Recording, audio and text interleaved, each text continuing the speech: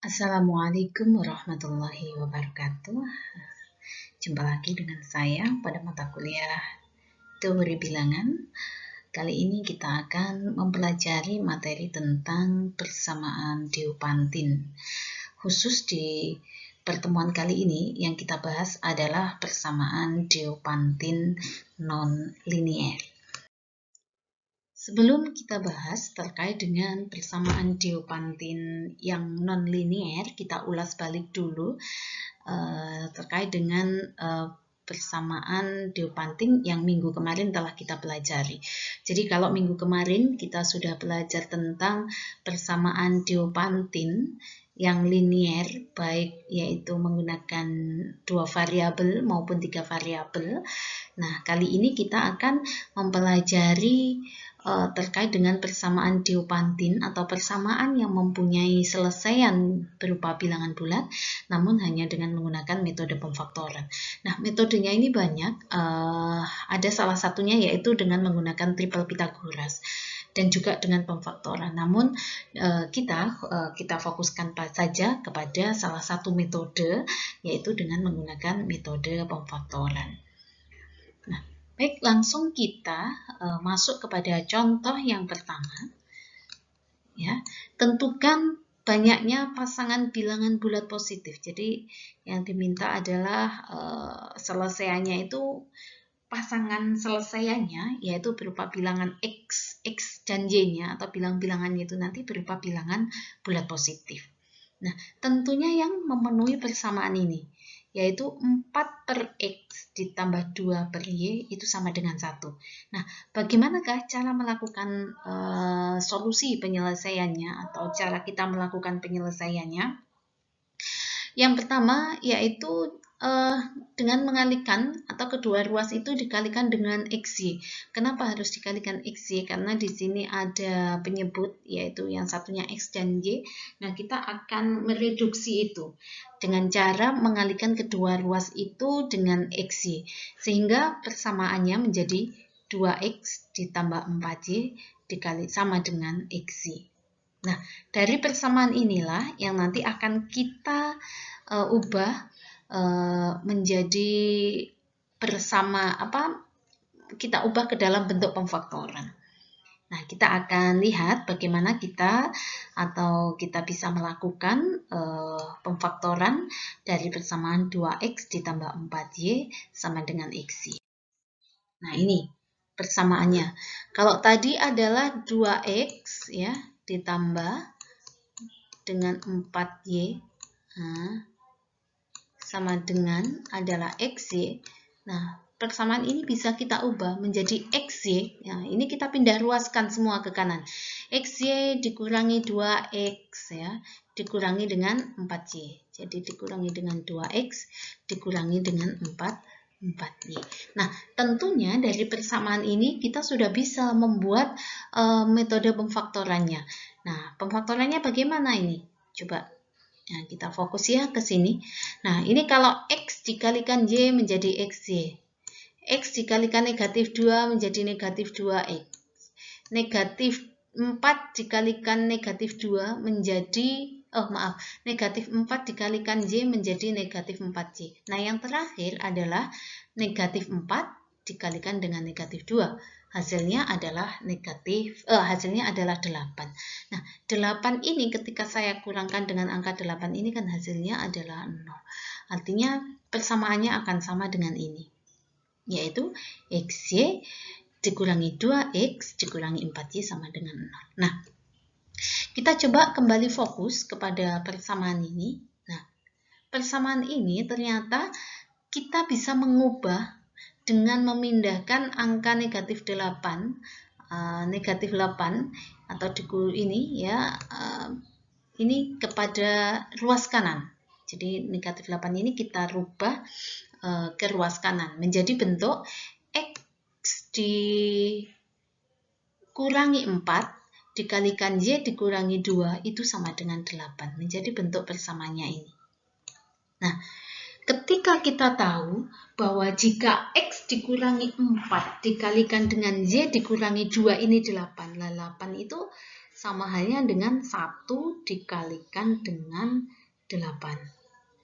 Nah, apakah hanya 1 dikalikan 8 saja? Tidak, ini kemungkinan yang pertama.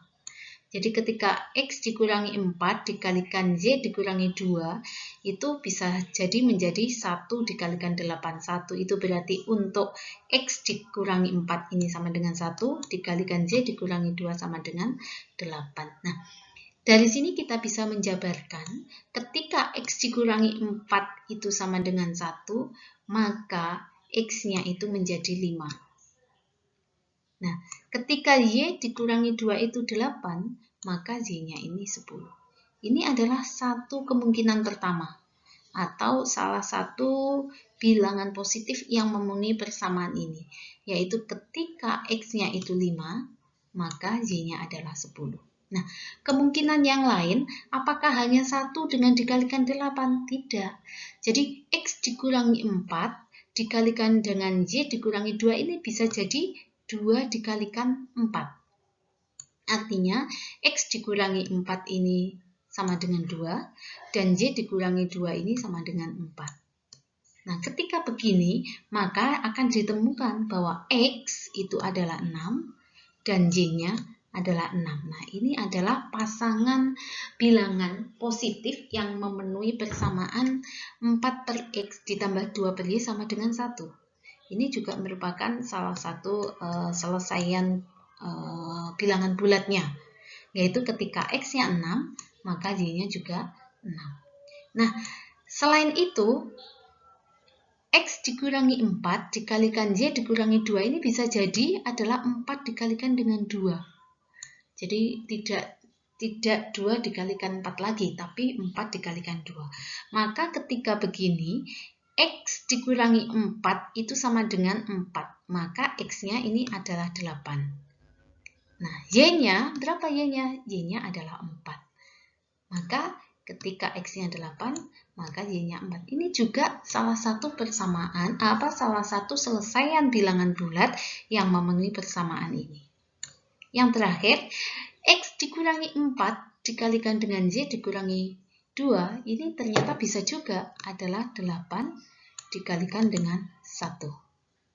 Maka X-nya adalah 12 ketemunya, dan Y-nya adalah 3. Nah, kita akan lihat di sini, Bu, kenapa kita tidak memasukkan bahwa di sini X dikurangi 4 dikalikan Y dikurangi 2 ini kan bisa negatif 1 dikalikan bahwa 8 di sini, ini bisa berarti negatif 1 dikalikan negatif 8, atau negatif 8 dikalikan negatif 1, atau negatif 2 dikalikan negatif 4, atau negatif 4 dikalikan negatif 1. Kita ingat bahwa di pertama tadi yang diminta adalah pasangan bilangannya adalah bilangan bulat positif.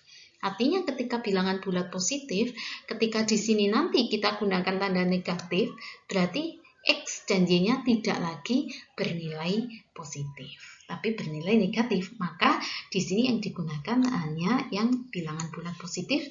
Supaya apa? Supaya pasangan bilangannya X dan Y-nya ini nanti bernilai bilangan bulat positif. Sehingga persamaan pasangan bilangan bulat positif yang memenuhi persamaan ini adalah 5 dengan 10, 6 dengan 6, 8 ketika X-nya 8, Y-nya 4, dan ketika X-nya 12, maka Y-nya adalah 3. Baik, untuk selanjutnya, kita akan masuk contoh yang kedua.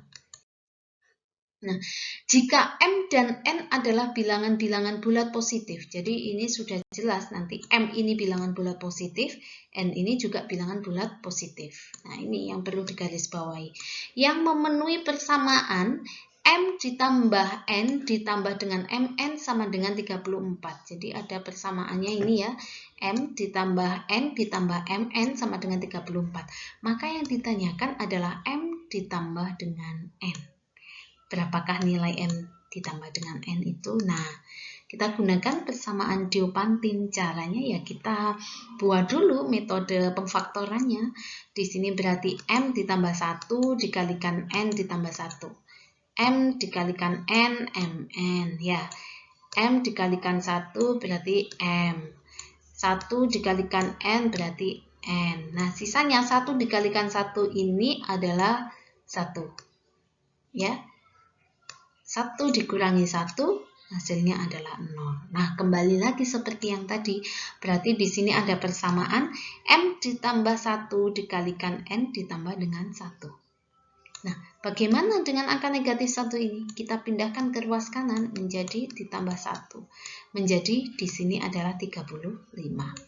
Nah, menjadi M ditambah 1 dikalikan N ditambah 1. Nah, 35 ini bisa dibentuk dari mana? Dari 5 dikalikan 7.